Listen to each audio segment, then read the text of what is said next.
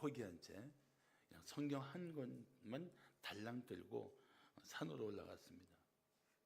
고통스러운 심정으로 성경을 읽다가 늘 안다고 생각했던 아주 친근한 성경 말씀인 항상 기뻐하라, 쉬지 말고 기도하라, 범사에 감사하라, 이 말씀이 마음에 크게 다가왔습니다. 성경이 그럴 때가 있어요. 평상시에는 그냥 무심코 읽었던 말씀이 어느 날은 내 가슴에 꽉 채워지는 그런 은혜들이 있습니다. 조 교수는 그때부터 그 말씀을 붙들고 살려고 힘썼습니다. 그런데 놀랍게도 그 질병을 이겨냈습니다. 그래서 그는 자기가 이 종양을 극복하는 방법이란 글을 썼습니다. 그 중에 5가지만 제가 소개해드리겠습니다. 1. 하나님과 이웃을 사랑하며 삶의 진정한 의미를 찾아야 한다. 삶의 의미를 알아야 감사하며 기뻐할 수 있기 때문이다. 2. 스트레스를 줄이며 부정적인 감정을 제어한다. 모든 병의 시작은 스트레스와 부정적인 감정에 의해서 생긴다. 3. 신체의 면역력을 키우고 체력을 증진하기 위해 다양한 영양소를 섭취하고 체력에 맞는 운동을 한다. 4. 피로 예방을 위해 잠을 충분히 자고 주일에는 평안히 안식을 취한다. 몸도 마음도 편히 쉴 때 몸의 세포들도 회복하기 때문이다. 5. 여러 가지 문제로 고통당하는 사람들을 돕는 것이다. 자신이 남을 도울 수 있는 존재라는 것을 생각하면서 종양을 극복할 수 있기 때문이다. 근데 그의 이런 생각들은 사실 성경에 뿌리를 두고 있습니다. 성경적 삶은 그렇게 가르치고 있기 때문에 그렇습니다. 결국 조 교수가 이렇게 살 수 있었던 이유, 그리고 질병을 이겨낼 수 있었던 힘은 성경 말씀대로 살려고 힘썼기 때문입니다. 그래서 저는 지금도 종양 걸린 환자들에게 이 말씀을 하나님이 주신 치료법이라고 말씀하고 있어요. 항상 기뻐하라, 쉬지 말고 기도하라, 범사에 감사하라. 하나님이 주신 치료 방법이다. 마음도, 몸뿐 아니라 마음도 치료할 수 있는 힘이 이 말씀 속에 있다고 생각합니다. 오늘은 추수감사주일로 지키는 주일입니다. 하나님이 주신 은혜에 감사하는 마음이 풍성한 추수감사주일이 되어야 합니다. 하나님의 은혜를 입은 자의 삶은 그렇지 않은 사람들과 확연히 다릅니다. 같을 수가 없습니다. 자, 그렇다면 하나님의 은혜를 입은 성도가 가져야 할 자세는 무엇일까요? 하나님의 은혜를 입은 성도가 가져야 할 자세. 첫째, 하나님께 감사해야 합니다. 하나님께 감사해야 돼요. 은혜를 입은 자가 마땅히 해야 할 일은 감사합니다. 사랑하는 성도 여러분, 우리가 감사할 대상은 오직 하나님이십니다. 1절을 말씀하기를 내 하나님 여호와께서 내게 기업으로 주어 차지하게 하실 땅에 내가 들어가서 거기 거주할 때라고 말씀합니다. 여기 보면 하나님 같은 말이 2번 반복되어 있습니다. 내게 기업으로 주신 땅, 내가 차지할 땅. 이 반복해서 하는 말씀의 핵심은 이것입니다. 내가 얻은 것이 아니야. 내가 성취한 게 아니야. 내가 너를 위해 준 땅이야. 그래서 2절 말씀하기를 네 하나님 여호와께서 내게 주신 땅에서. 잘 보여요? 사마? 잘 보여요? 왜 색깔을 이렇게 해갖고 방송실 2부 때는 하얀 바탕에 검은 걸로 해주세요. 잘 안 보이는 글씨 같아서. 김전은 잘 보여요? 아, 눈 좋은 사람한테 물어봤구나. 하나님 여호와께서, 내 하나님 여호와께서, 너의 하나님이다. 내 하나님 여호와께서 내게 주신 땅이다. 그 땅에서 모든 소산의 만물을 거둔 후에 그것을 가져다가 광주리에 담고 내 하나님 여호와께서 그 이름을 두시려고 택하신 곳으로 그걸 가져가서 거기서 드려라. 하나님이 주신 땅에서 하나님이 주신 은혜로 거둔 수수의 만물은 한마디로 말하면 처음 거둔 열매, 첫 열매, 처음 거둔 곡식을 말합니다. 그걸 만물이라고 말합니다.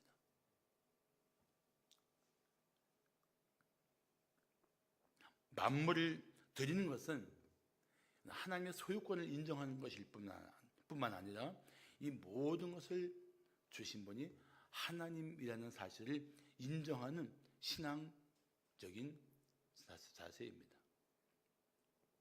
사실 만물을 드리는 것은 신앙 행위예요. 다 하나님의 것입니다. 하나님이 주신 것입니다. 그 증거로 하나님의 것임을 인정하는 증거로 제가 만물을 구별하여 먼저 드리겠습니다. 어떤 청년은 자기의 직장의 첫 월급을 하나님께 다 드린 그런 청년도 있어요. 만물이라고. 내 인생의 만물이라고. 아름다운 자세라고 생각합니다.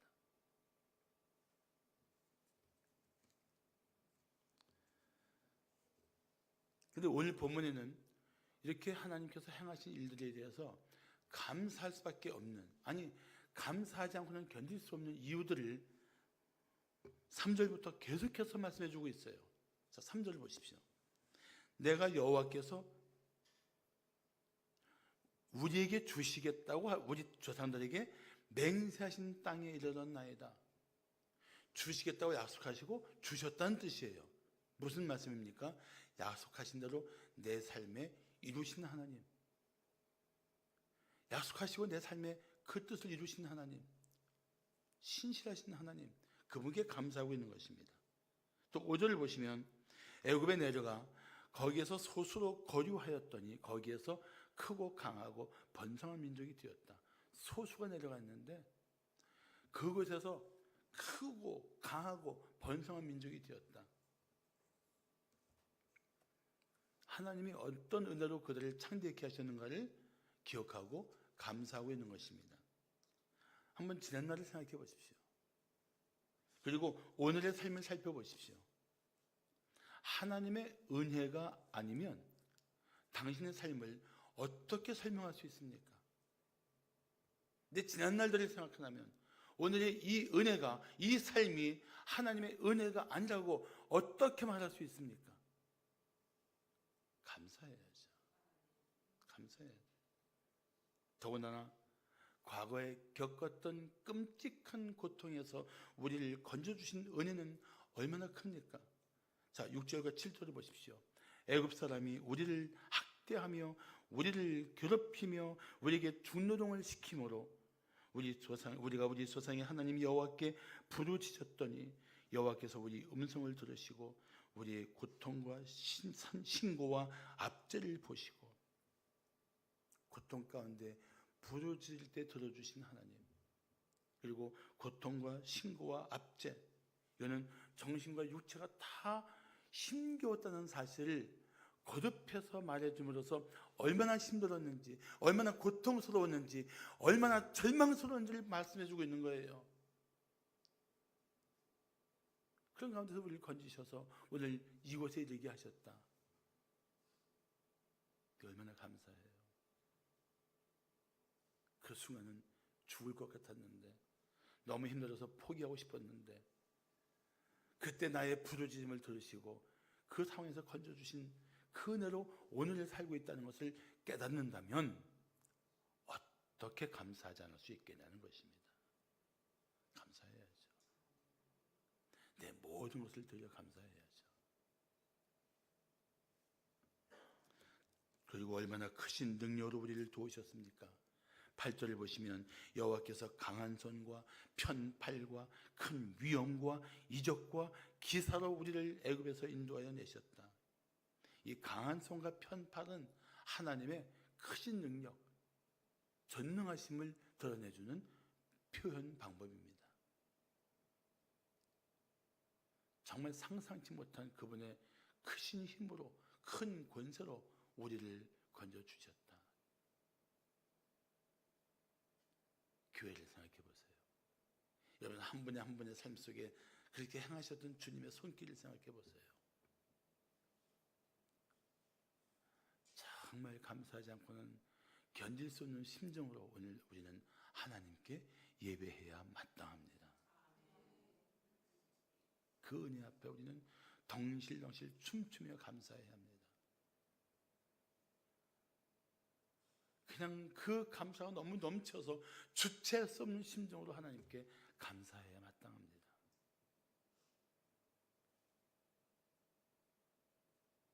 8절을 우리는 이렇게 고백할 수 있습니다. 하나님께서 십자가의 권세와 능력으로 우리를 죄와 사망에서 건져내시고, 사실 이 은혜만 가지고도 우리는 영원히 하나님께 감사해야 됩니다. 그 은혜 속에 살면서 이 땅에서 겪는 잠시 잠깐의 고난도 우리가 받은 은혜에 비하면 아무것도 아니라고 생각하고, 이 영생의 기쁨, 천국의 소망을 주신 그 은혜 앞에 우리는 항상 감사하고 영원히 감사해야 돼요. 사실은 그것 때문에 받는 고난이면 오히려 기뻐해야 합니다. 믿습니까? 그게 그 은혜를 기뻐하는 성도다운 자세예요. 게다가 9절은 이렇게 말씀합니다. 이곳으로 인도하사 이 땅, 곧 젖과 꿀이 흐르는 땅을 주셨나이다. 인도해 주셔서 우리의 삶에 계획하신 자리까지 이르게 하시는 하나님, 그 인도하심에 대해서 우리가 어떻게 감사하지 않을 수 있습니까? 감사하지 않을 수가 없어요. 그래서 시편 50편 23절이 이렇게 말씀하고 있는 것입니다. 감사로 제사를 드리는 자가 나를 영화롭게 하나니 그의 행위를 옳게 하는 자에게 내가 하나님의 구원을 보이리라. 감사는, 감사로 드리는 예배는 하나님을 영화롭게 하는 성도의 모습입니다. 오늘 우리는 감사하며 예배하고 있습니다. 할렐루야. 하나님을 영화롭게 하는 여러분들이 된 줄로 믿습니다. 그런 여러분들에게 하나님께서 더 큰 은혜를 예비하시고 부어주실 것입니다. 사랑하는 성도 여러분, 하나님이 당신에게 행하신 일들을 기억하고 절대 잊지 말고 항상 감사하며 평생 감사하는 성도가 되시기를 축복합니다. 자, 하나님의 은혜를 입은 성도가 가져야 할 자세는 무엇일까요? 이렇게 빨리 나와요, 둘째가. 하나님께 구별된 예물을 드려야 합니다. 1623년 미 대륙 개척지의 초대 지사인 윌리엄 브래드포드에 의해서 처음으로 추수감사절 예배가 선포되었습니다. 그때 브래드포드 지사는 이렇게 선포했습니다. 높으신 하나님 아버지께서 금년에도 풍부한 수확을 주셨다. 인디안의 도움을 받아 옥수수와 밀, 콩과 호박 그리고 여러 가지 채소를 심었으며 자라나게 해주셨다. 그 무엇보다도 우리는 우리의 양심을 따라 자유롭게 하나님을 예배하게 되었다. 나는 모든 순례자들에게 선포한다. 1623년 11월 29일 오전 9시부터 정오까지 어른들과 아이들이 모두 모여 모든 복을 내려주신 전능하신 하나님께 감사의 예배를 드리라. 11월 29일, 마침 이번 넷째 주 목요일이 11월 29일이에요. 이때 시작된 추수감사 예배였습니다. 하나님께 감사하며 예배하는 성도는 마땅히 구별된 예물을 드려야 합니다. 그래서 시편 96편 8절은 여호와의 이름에 합당한 영광을 그에게 돌릴지어다. 예물을 들고 그의 궁정에 들어갈지어다라고 말씀하고 있습니다. 전에 믿음으로 살던 어른들 중에는 이런 분들도 있었습니다. 그때 뭐 돈이 귀하니까 지폐 하나 어떻게 좀 이렇게 구겨진 거를 받으면 그걸 주님께 드리려고 다리미로 쫙 펴갖고 빳빳하게 해서, 그냥 봉투도 없었을 때예요. 헌금 봉투도 어떻게든지 그냥 깨끗하게 제일 깨끗한 걸 골라서 그것도 다리미로 다려서 그렇게 하나님 앞에 들고 나갔던 우리 믿음의 선배들의 모습이 있습니다. 철없는 사람들이야 뭘 저렇게까지 할 필요가 있는가 싶지만 하나님께 드린다는 것에 대한 이 공경심이 그런 일들을 하게 했단 말이죠. 하나님께 드린다. 가장 영광스러운 분에게 내 보잘것없는 것을 드리는데 그것을 하나님이 받아주신다. 이게 얼마나 은혜로운 순간입니까? 은혜로운 순간이에요. 자, 10절을 보십시오. 여호와여, 이제 내가 주께서 내게 주신 토지 소산의 만물을 가져왔나이다 하고 너는 그것을 네 하나님 여호와 앞에 두고 네 하나님 여호와 앞에 경배할 것이니라. 만물을 여호와 하나님 앞에 놓고 그걸로 경배하라는 거예요. 감사의 예물을 가져다가 하나님 앞에 놓고 그걸로 하나님을 경배하라.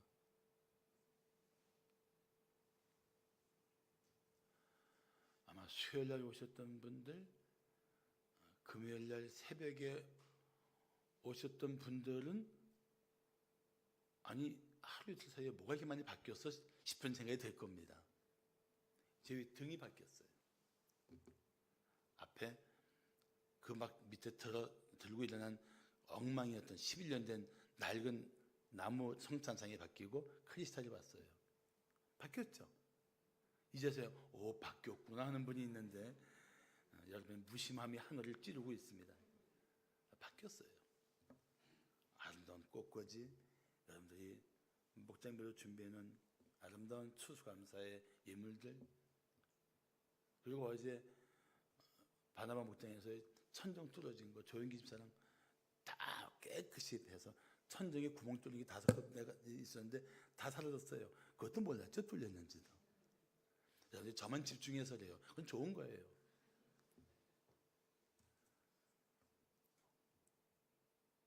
제가 이 헌물한 이거 다 작업하는데 이게 괜히 하얀색보다 이게 훨씬 값이 비싸고 제일 고급이에요. 그래서 제가 수고한 것은 내가 인정하지만 이 재료값은 내가 좀 주고 싶다 했더니 저한테 뭐라고 얘기하시냐면, 목사님, 제가 하나님의 집에 헌물하고 싶었는데 뭘 헌물할까 했는데 제가 잘할 수 있는 걸로 헌물해서 너무 기쁩니다.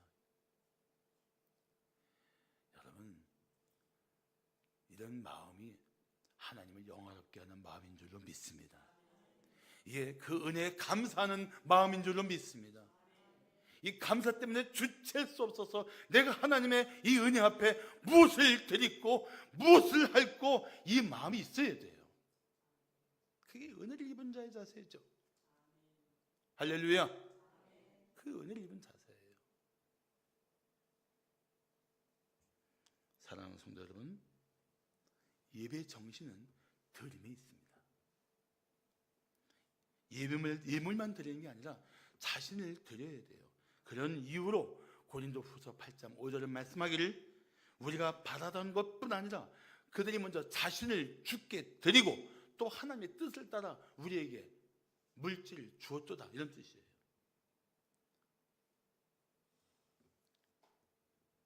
주께 자신을 드린 성도는 언제든지 주님의 뜻을 따라서 자신의 소유를 기쁜 마음으로 드릴 수 있습니다. 믿습니까? 어떤 성도는 하나님께 아주 인색한 분이 있어요. 왜 인색한 줄 아십니까? 하나님의 은혜에 대해서 깨닫지 못하고 자신을 주님께 드리지 않았기 때문에 하나님께 인색할 수밖에 없는 것입니다. 사랑하는 성도 여러분, 인색한 성도가 되지 마십시오. 하나님께 인색한 성도가 되어서 하나님께 풍성한 은혜를 구하려는 염치 없는 마음을 다 버려야 합니다.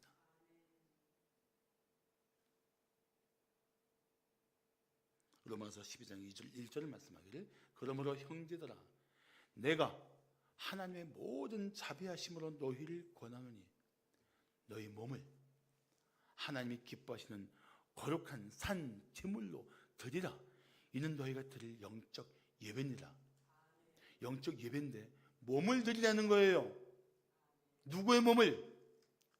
자신의 몸을. 영적 예배자가 되십시오. 무엇을 통해서? 헌신을 통해서. 기억하십시오. 영적 예배는 하나님께 자신을 드리는 것입니다. 그러면 자신을 하나님께 드린 순간부터 자신의 소유주가 누구이십니까? 맞습니다. 하나님이십니다. 그렇다면 하나님의 것이니까 누구의 뜻을 따라 살아야 돼요? 맞습니다. 하나님 뜻을 따라 살아야 합니다. 그 뜻이 무엇일까요? 로마서 12장 1절 다음은 몇 절일까요? 2절이에요. 자, 2절을 보시면 너희는 이 세대를 본받지 말고 오직 마음을 새롭게 함으로 변화를 받아 하나님의 선하시고 기뻐하시고 온전하신 뜻이 무엇인지 분별하도록 하라. 우리가 자신을 하나님께 드렸으면 하나님의 것이에요. 하나님의 것이니까 하나님의 선하시고 기뻐하시고 온전하신 뜻이 무엇인지 분별하고 그 뜻대로 살기를 힘써야 그것이 하나님의 사람다운 자세인 것입니다. 스펄전 목사는 이런 말을 했습니다. 헌신은 내게 대한 소유권을 하나님께 넘겨드리는 것이다. 헌신한 성도는 자신을 하나님의 소유물로 본다. 여러분, 하나님의 은혜로 구원받고 하나님의 은혜로 오늘까지 살아왔고 하나님의 은혜로 이후에 놀라운 소망을 가지고 살고 있다면 하나님께 헌신해야 합니다. 나는 이번 추수감사절이 우리 성도들에게 자신을 헌신한 결단의 날이 되기를 축복합니다. 그래서 나는 2018년 11월 25일 추수감사절 때 내 생명을 주님께 온전히 드렸다. 그렇게 고백할 수 있는 성도들이 되시기를 축복합니다. 그러면 물질뿐 아니라 재능, 시간, 마음 모든 것을 기쁘게 드리고 주의 뜻을 따라 살게 되는 변화가 일어나게 될 것입니다. 마지막으로 하나님의 은혜를 입은 자가 가져야 할 자세는 무엇일까요? 빨리 읽어야 되겠네. 셋째, 이웃에게 자신이 받은 복을 나누어야 합니다.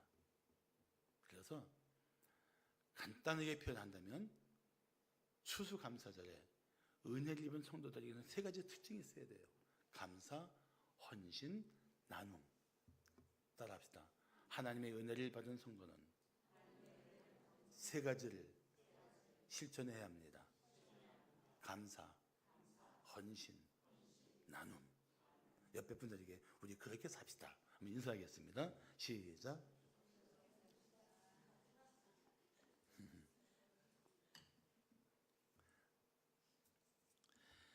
옛날 어느 마을에 정말 마음씨 착하고 부지런한 농부가 있었습니다. 어느 해 물을 심었는데 어찌나 잘 되었는지 거의 사람 다리만한 물을 뽑게 되었습니다. 그게 너무 좋아서 농부는 이 고을을 잘 다스려준 원님의 탓이라 생각하고 덕분에 생각하고 그 물을 하나 덥석 뽑아서 원님께 바쳤습니다. 그 선물을 받고 나니까 원님이 너무 기뻤던 거예요. 그래서 무엇으로 보답할까 생각하다가 창고에 무엇이 있는지 하속에게 물었습니다. 하속이 최근 큰 황소 한 마리가 들어온 것이 있다고 말했습니다. 그래서 원님은 그 황소를 농부에게 주었습니다. 이 소문이 온 동네에 퍼지자 악한 농부가 이렇게 생각했습니다. 야, 물을 바치고 황소를 얻었으니 내가 황소를 바치면 큰 땅을 얻겠구나. 그리고 이제 그 소를 가지고 원님에게 갔습니다. 원님, 정말 선정을 베푸셔서 우리가 잘 살아서 감사해서 황소를 가져왔습니다. 그 원님이 받고 하숙에게 물었습니다. 창고에 뭐가 있느냐? 마침 무가 있습니다. 그럼 그 물을 갖다가 주어라. 황소 주고 물을 받아왔어요.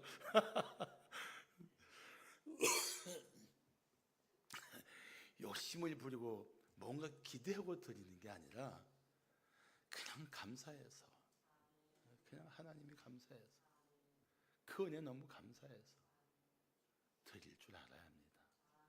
그런 사람에게 하나님께서 주시는 은혜가 있어요. 특별한 은혜가 있습니다. 난 그 특별한 은혜를 누리면서 여러분들 이렇게 고백했으면 좋겠어요. 내가 주님께 감사했더니 주님께 내게 이런 은혜를 주셨어요.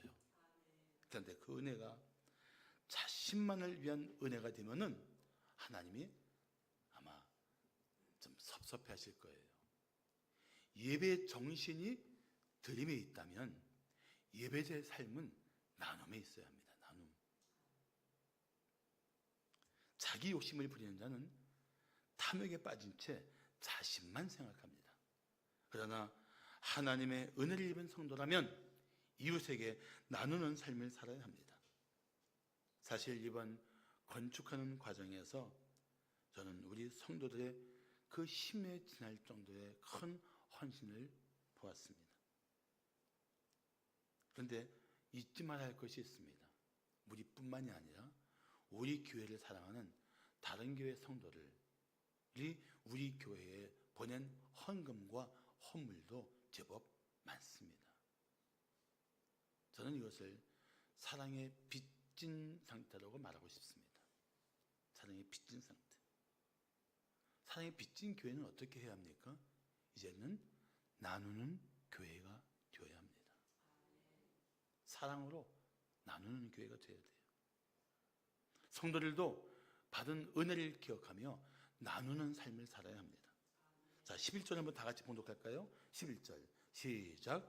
내 하나님 여호와께서 너와 네 집에 주신 모든 복으로 말미암아 너는 레위인과 너희 가운데 거류하는 객과 함께 즐거워할지니라. 아멘. 네가 받은 모든 복으로 함께 즐거워하라. 누구에게? 레위인, 내 땅에 함께 거하는 거류민. 레위인은 토지가 없이 백성들이 나누는 것으로 살아가는 종교인들이에요. 거류민은 유대인은 아닌데 그 땅에 함께 살고 있는 외국인들이에요. 함께 즐거워하라. 주님이 주신 모든 복으로 함께 즐거워하고 살아라. 함께 즐거워하기 위해서는 뭘 해야 됩니까? 나눠야 돼요. 나눠야 합니다.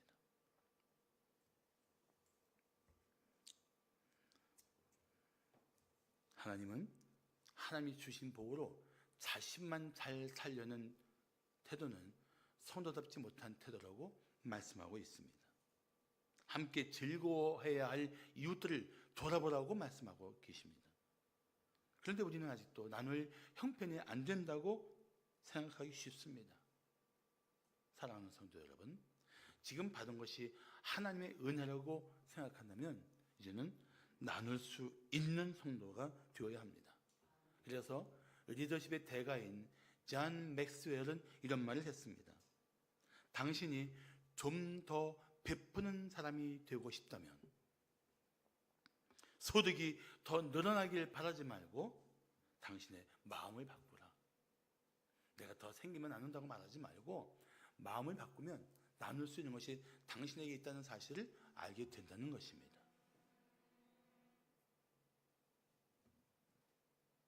디모데전서 6장 18절은 선을 향하고 선한 사업을 많이 하고 나누어 주기를 좋아하며 너그러운 자가 되게 하라고 말씀합니다. 히브리서 13장 16절은 말씀하기를 오직 선을 행함과 서로 나누어 주기를 잊지 말라. 하나님은 이 같은 제사를 기뻐하신다고 말씀하고 있습니다.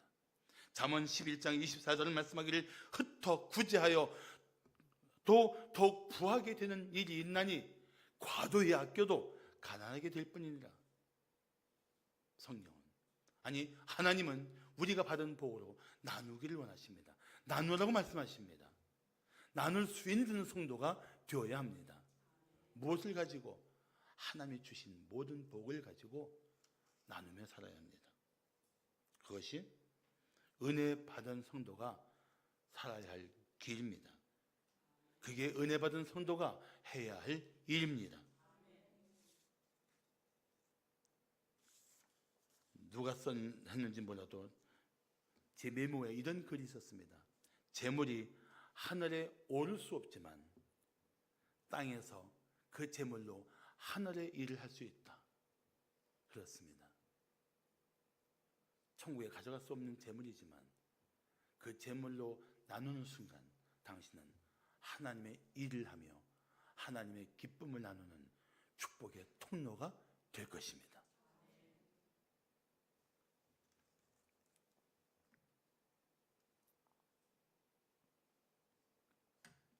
제 대학교 후배 이야기를 한번 들려드리고 싶습니다. 2003년 경제적으로 몹시 힘든 중에 그래도 하나님 뜻을 따라서 케냐에 단기 선교를 갔습니다. 거기에서 소똥으로 지은 케냐 고유의 집인 전도사의 집에서 하루를 묵게 되었습니다. 가구라고는 변변한 것이 하나도 없는 움막이었습니다. 그런데 새벽에 전도사가 일어나서 기도를 하더랍니다. 처음에는 전도사가 스와힐리어로 기도하다가 또 영어로 열심히 기도하는데 그는 잠이 깬 상태로 누운 채 그의 전도사의 기도 내용을 듣게 되었습니다. 전도사의 기도는 감사의 기도였습니다. 그런데 감사하는 내용이 무려 20가지가 넘었습니다. 제 후배는 누워서 자기도 감사의 기도를 시작했습니다. 그런데 몇 마디도 못하고 자신 마음속에 얼마나 불평과 원망이 많은가를 그는 깨닫게 되었습니다. 그는 차마 일어나지도 못하고 소똥 움막에 누워서 그날 새벽에 참회의 눈물을 펑펑 쏟았다고 합니다. 그리고 귀국한 후에 자기가 감사할 일이 얼마나 많은가를 깨닫고 그때부터 감사하는 마음을 가지고 살게 되었습니다. 그리고 그는 선교와 구제를 위해서 힘이 지나도록 나누며 베풀고 살고 있습니다. 스스로 누릴 수 있는 많은 수입이 있지만 나누고 베풀면서 그의 집을 가보면 정말 검소합니다. 그리고 그는 이렇게 고백합니다. 하나님이 부르시는 날 그는 하나님 앞에 나가서 이렇게 고백하고 싶다고 합니다. 하나님이 맡기신 것으로 잘 쓰다 왔습니다. 하나님 맡기신 것으로 잘 쓰다 왔습니다. 토마스 아 캠피스는 이런 말을 했습니다. 하나님은 항상 감사하는 자에게 복을 주시며 하나님의 복을 교만한 자의 손에서는 거두시지만 겸손한 자에게는 언제나 풍성하게 허락하신다. 아멘.